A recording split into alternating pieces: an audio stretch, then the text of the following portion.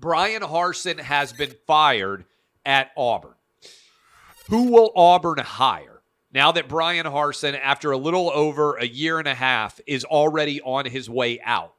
I think Auburn should look at these guys. Hugh Freeze, to me, is the least risky hire. Hugh Freeze will win you 8 or 9 games a year, I think, for years into the future, will play a high-powered, fast-paced offense, and will not fall flat on his face in terms of on-the-field results. Deion Sanders, big risk, high reward. I'm not sure exactly how he will translate as a head coach in the highly competitive SEC. I think he would recruit well. I don't know how he would deal with SEC media attention, SEC media criticism. I just don't have a sense on that. But I can see somebody at Auburn saying, hey, let's take a chance on Deion.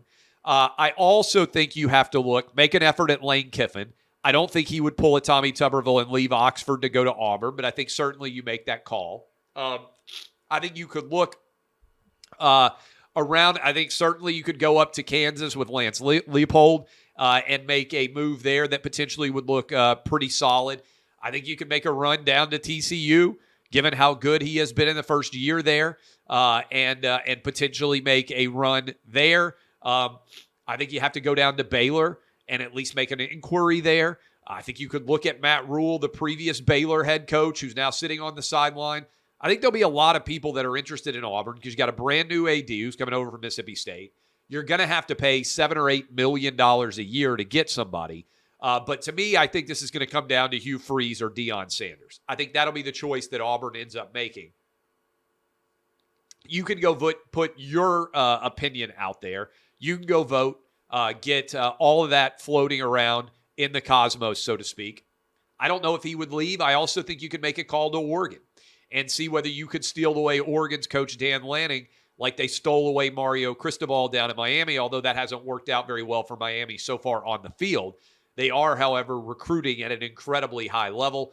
There are a lot of people I think they're going to answer the phone when Auburn calls because they pay big money, because Bryan Harsin has not been successful, so you want to follow a guy who hasn't been very successful. And I think there's a segment of the population out there